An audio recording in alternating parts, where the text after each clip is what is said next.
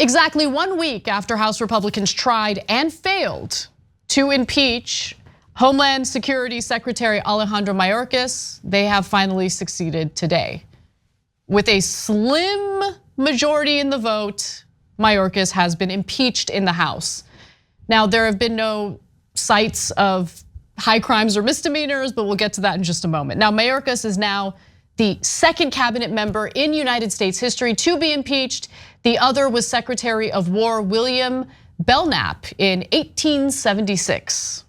Now, the charges against him broke with history, as the New York Times writes, failing to identify any such offense, meaning a high crime, instead effectively declaring the policy choices Mayorkas has carried out as a constitutional crime. Now, I want to just note that obviously this is going to fail in the Senate, where Democrats have the majority.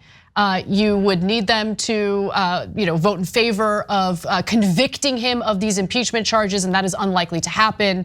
It's also worth noting that the Senate is where Republicans, led by James Lankford, and Democrats agreed on a border security bill, which Trump encouraged Republicans to be obstructionist toward, and so it didn't end up passing in the House. So I don't really understand what the issue is here, because if you don't like our immigration policies and you see them leading to a migrant crisis, you would want to pass legislation. That is the job of Congress. But instead of doing their duty as elected lawmakers who are supposed to legislate, who are supposed to govern the country, they have instead decided to engage in political theater by doing a sham impeachment of the Secretary of Homeland Security, when that's really not going to accomplish a damn thing, especially when you consider the fact this is going to be acquitted in the Senate. Yeah, it's a clown show, guys. I mean, what are you doing? It's supposed to be for high crimes and misdemeanors. They say, yeah, there is no crime, there is no misdemeanor. We just don't like them. Okay. We invented a thing called a constitutional crime. Really? Okay, where does it say in the Constitution that if you are the Department of Homeland Security chief, a position that didn't exist at the time, and Republicans think you're not doing a sufficient job, you should be impeached? It's not a thing, you made it up. The Republicans aren't doing a sufficient job. Yeah, the Republicans are doing nothing. They're not doing their job. That's what the point I made when they were first trying to impeach him. If you say not protecting the border is an impeachable offense, and you guys just killed your own border bill, by definition, you've committed an impeachable offense by your own logic. So should we impeach every Republican in the House? They're not even trying to make any sense. This is not a thing. This is not, look, are you kidding me? The Trump administration, you saw us cover them. You saw us loathe them, right? And point out 100, 200, 2,000 things that they did wrong. Did you ever hear us say, hey, you should impeach a cabinet member like Education Secretary Betsy DeVos? Oh gosh, she was terrible, she was the worst. She betrayed all the students in this country. Did we say she should be impeached because we don't like her?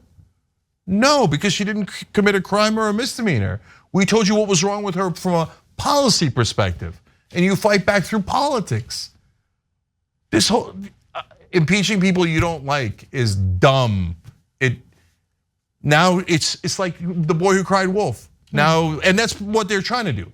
So that when they do law breaking, they can be like, oh, well, impeachment isn't a thing anymore because we just started impeaching apples and oranges and that random dude over there. So when we commit all sorts of actual crimes, don't pay attention. Remember, impeachment isn't important. I mean, look, fellow Americans, I'm very sad to report that we have elected a giant group of theater kids who want to engage in theater and have no interest in legislating. That is what's happening right now. That's all this is.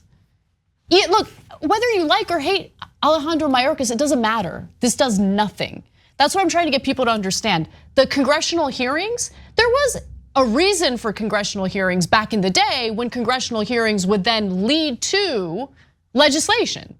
Now congressional hearings are just done for congressional hearings' sake, to again, give these politicians an opportunity at a quick soundbite that might go viral. Elise Stefanik knows a thing or two about that.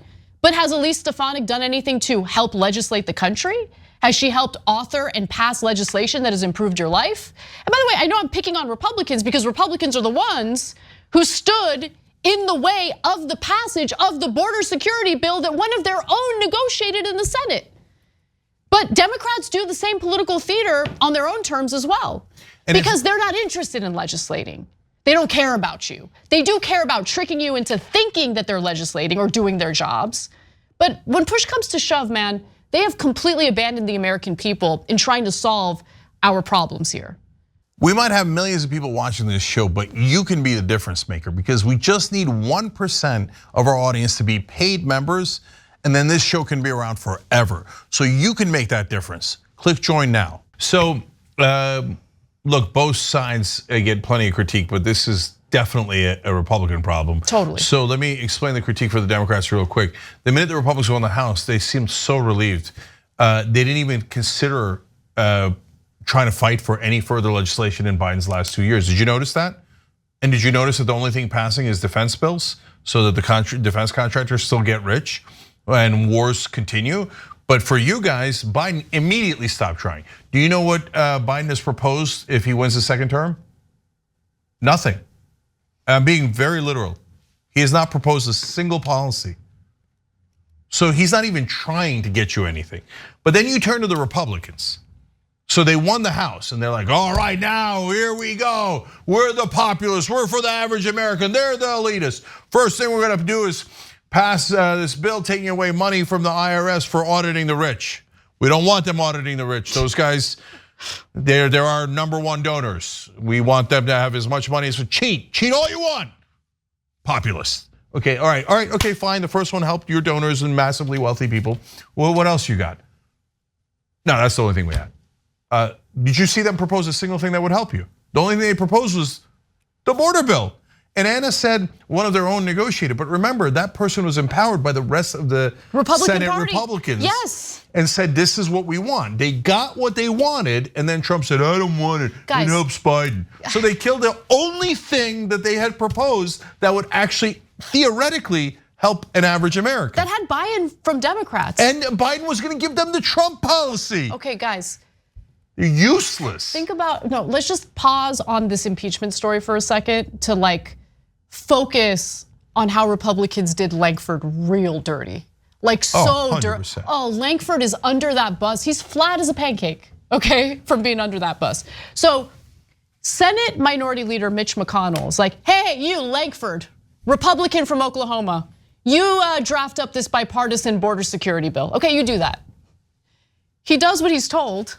Okay, it's, by the way, the most right-wing border security bill that has ever passed in this country. I'm not exaggerating. Now, some Republicans have been persuaded into thinking that it doesn't go far enough, even though it gives Republicans everything they've been asking for, but okay, fine. And it brings back Trump policies. It does. Okay, fine, whatever. But they gotta admit that in their minds, it's better than the status quo, where you have literally thousands of people coming into the country every single day. In December, you had 300,000 migrants come into the country in just 1 month. Okay, but then Trump starts knocking on the door. We don't want to solve the migrant crisis. This is what I'm gonna run on. And then that is when the Lankford under the bus process began. Yeah. And so right now, guys, the Republicans aren't proposing a single thing that'll help you. They did the Hunter Biden hearings, they did every sham hearing, dumbass hearing. I saw a laptop here, I saw a penis there, etc. Now they invented a thing of impeaching people they don't agree with politically that doesn't exist. They're just wasting your time. You want to know the #1 reason why? Because the donors love the status quo. They don't want anything to change. You know why? Because they're already at the top. If you're already at the top, you don't want anything to change. So then you hire a bunch of goons called the Republicans and go, hey, waste everyone's time. You drama kids, do some theater, Glee, and maybe throw in a musical, right? And make up random stuff that doesn't even exist. Whatever, as long as you guys don't. But remember the IRS thing, okay? Let us cheat. And you know, to be fair, Biden has proposed nothing for the his next term. You know what Trump has proposed? He's only proposed one specific policy. Another giant corporate tax cut down to 15%. And he'll get it, by the way, because that's another thing the Democrats like. Oh, of course, They've they got buy-in secretly on that totally wanted. They're like, oh, Trump, do not pass another corporate tax cut. Oh, is that the only thing we let you pass last time? Oh, and for the rich too? Oh no, he did it again. Golly gee, we had to give it to him. He twisted our arm. We're rich too, but we don't want that tax cut. Did our donors? Did our donors also want it? Oh no, don't stop twisting our arm, Trump. Stop. Oh, it passed again. What could we do? Oh, well, can we get paid family leave for moms right after they give birth? No, we have no money left. Back to the mines. Okay. It's amazing. Okay, a few other notes that I think are worth knowing about. So as I mentioned last week, Republicans in the House tried to impeach Alejandro Mayorkas and it didn't work. One of the reasons why is because Al Green, a Democrat from Texas, wasn't expected to show up for the vote due to an illness. He showed up to vote, and of course he voted no on impeaching Mayorkas, so that's one of the reasons why it failed last week. But the impeachment resolution passed by a slim margin, 214 to 213. And 3 Republicans, Representatives Ken Buck of Colorado, Mike Gallagher of Wisconsin, and Tom McClintock of California, lined up with Democrats against the resolution. They warned, and I think this is a good warning, that impeaching a cabinet secretary for the way he did his job would weaken a weighty constitutional penalty and do nothing to address serious immigration issues. Yep. They're totally right about that. So. And coincidentally, the Congress people from the purple districts are the ones that agreed with the Democrats. The ones from the red districts agreed with lunacy. The one from the blue districts supported the blue Democrat, etc. So, yeah, I'll take it. I'll take the correct rational votes. I'll take them by any means that we have them, but they weren't doing it out of the goodness of their hearts either. Of course. Now, Cenk, we have wonderful viewers who have wonderful comments. Sometimes they don't. Don't read those. Read the wonderful ones. Okay, all right, we'll read you a couple and then we got a great post game for you guys. What's in the bonus episode? Oh, it's gonna get lit. Okay, so we're gonna talk about AI jobs coming for management, which would be awful. And then we're gonna talk about Valentine's Day and how Gen Z is rejecting it. Do we agree? Okay, tyt.com/join.